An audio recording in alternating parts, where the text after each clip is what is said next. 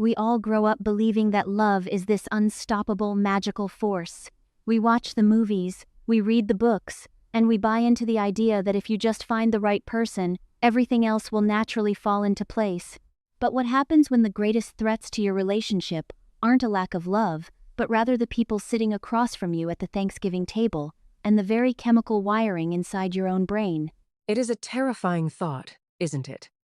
We like to think of romantic love as this impenetrable fortress, but in reality, it is under constant siege from two incredibly powerful forces.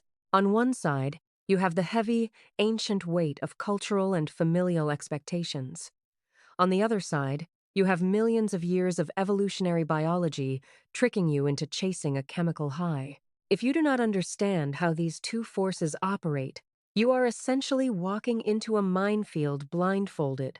Let us start with the first minefield, because it is one that destroys so many relationships before they even have a chance to fully bloom: the cultural clash. We hear about this all the time, but it is rarely just a sitcom trope about a disapproving mother-in-law. It goes so much deeper. What happens when your family's fundamental definition of love completely contradicts your own? That is exactly where the fracture begins. You have to realize that for most of human history, marriage and love had absolutely nothing to do with personal fulfillment. In many traditional cultures, and even just in highly enmeshed families, a relationship is viewed as a merger of two networks. It is about stability, duty, shared values, and elevating the family's status. So, when you bring home a partner who makes your heart sing, but who does not check the boxes of that cultural resume, the family does not just see it as a poor choice. They often see it as a direct betrayal of their legacy. And that is where the psychological warfare starts. It is rarely a dramatic screaming match. It is the subtle things.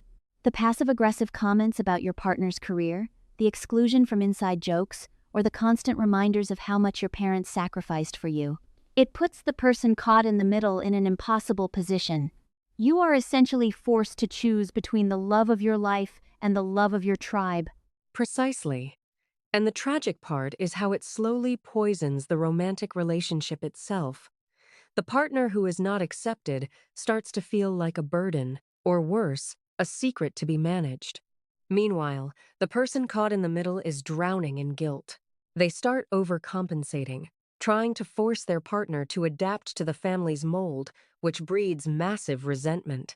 You stop being lovers and start being crisis managers. It is almost like a Trojan horse. The family's definition of love, which is rooted in conformity and sacrifice, sneaks into your relationship and hollows it out from the inside. You start questioning yourself. You wonder, am I being selfish for wanting this person? And once that seed of doubt is planted, the foundation of the relationship starts to crack. It makes you wonder how many great loves have been sacrificed on the altar of family approval. Countless. And it is because the pressure is existential. To go against your family or your culture is to risk excommunication. Humans are social creatures. We are terrified of being cast out of the tribe. So, people often fold. They break up with the person they actually love and settle for the person who looks good on paper to their parents. But the irony is, by choosing the family's definition of love, they sentence themselves to a lifetime of emotional isolation within their own marriage. Which is a heavy, heavy price to pay for keeping the peace at family gatherings. But let us say you survive that. Let us say you establish your boundaries, you protect your relationship from external cultural pressures, and you build a life together. You think you are safe. But then, the call is coming from inside the house. Or rather, inside your own nervous system. Ah, yes. The biological sabotage. If culture is the external threat, dopamine is the internal assassin. The dopamine trap. This is something that I think is ruining modern dating, especially with the illusion of infinite choice on dating apps. We are obsessed with the spark. If a relationship does not feel like a roller coaster of intense longing and euphoria, we assume it is dead. Why are we so addicted to new love? And why does it feel so much better than real, established love? To understand this, we have to look at how the brain processes novelty. When you first meet someone you are attracted to, your brain floods your system with dopamine. Dopamine is not actually the chemical of pleasure, it is the chemical of anticipation and motivation. It is the thrill of the chase. Every text message, every lingering glance, every unknown variable about this new person sends your dopamine levels skyrocketing. It literally mimics the neurochemistry of a cocaine addiction. You are high. And like any high, it is completely unsustainable. You cannot live your life at a 10 out of 10 on the emotional intensity scale. You would never get anything done. You would never sleep. Exactly. Mother Nature designed the honeymoon phase to be temporary. It is meant to bond two people together just long enough to ensure the survival of the species. Usually, this intense dopamine phase lasts anywhere from 6 months to 2 years. After that, the brain has to downregulate. The novelty wears off because you know this person now. You know their habits, their stories, how they take their coffee. The mystery is gone, and so the dopamine drops.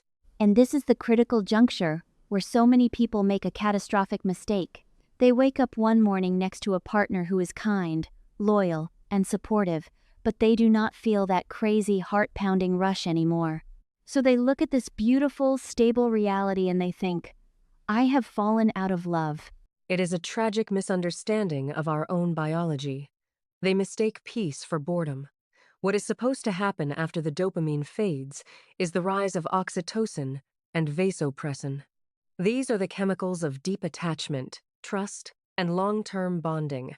If dopamine is the fireworks display, oxytocin is the fireplace. Fireworks are thrilling, but they burn out in seconds and leave you in the cold. A fireplace keeps you warm for a lifetime. But because our modern culture is obsessed with instant gratification and constant stimulation, people are throwing away perfectly good fireplaces to go chase more fireworks. It is like a biological Ponzi scheme.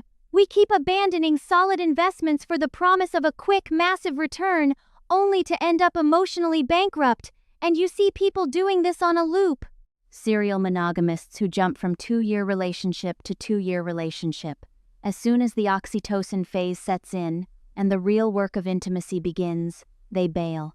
They tell themselves they just haven't found the right person yet, completely blind to the fact that they are just junkies looking for a new hit. That is a brilliant way to put it.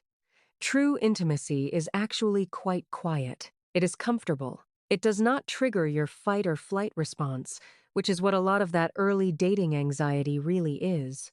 When people say they miss the butterflies, they are often saying they miss the anxiety of not knowing if the other person likes them back. Why would we want to live in a perpetual state of anxiety? Because we have been conditioned to confuse anxiety with passion. Think about it. Both the cultural clash we talked about earlier and the dopamine trap share a common thread. They are both illusions that distract us from the reality of the person standing in front of us. Culture says, love is a duty, love is optics. Biology says, love is a frantic, urgent high. Neither of those things is actual love. No, they are not. Actual love is a conscious choice. It is the active decision to see another human being in their entirety, without the filter of your family's expectations or the intoxicating haze of your own neurochemistry, and to choose them anyway. It is the quiet Tuesday nights, the shared responsibilities, the mutual respect, and the willingness to grow together when it is no longer effortless. But that requires an immense amount of self-awareness. To look at your family and say, I respect where you come from, but your fears are not my fears, and your unfulfilled dreams are not my burden. And simultaneously, to look at your own brain when it is bored and craving a new thrill, and say, I am not going to blow up my life for a temporary chemical rush. It requires you to be an active participant in your own life, rather than just reacting to external pressure and internal impulses. It is the ultimate rebellion. To build a lasting, authentic relationship in today's world, you have to rebel against the centuries of tradition that tell you who to love, and you have to rebel against your own evolutionary wiring that tells you to constantly seek something new. You have to intellectually override the very systems that were designed to control you. Which makes real, enduring love one of the most profound acts of defiance a human being can achieve. It is not just a fairy tale ending, it is a hard-won victory over biology and sociology. It makes you wonder, if we stopped chasing the phantom of what culture and chemistry tell us love should be, what kind of incredible depths could we actually reach with the people right in front of us? We would likely find a level of security and profound connection that no fleeting spark or familial approval could ever replicate. We would stop being tourists in our own relationships and finally learn how to build a home. A fireplace instead of fireworks. I think that is a powerful image to hold on to. We spend so much time worrying about whether we are with the right person, but maybe the real question we need to be asking ourselves is whether we are listening to the right voices. Are we letting history and hormones write our story, or are we going to pick up the pen ourselves? The pen is always in our hands. The question is just whether we have the courage to use it. Something for all of us to think about the next time we feel the weight of expectation or the sudden, restless craving for a new spark. Thank you for joining us on the new Sentinel. Keep questioning the forces around you, and more importantly, the forces within you. Until next time.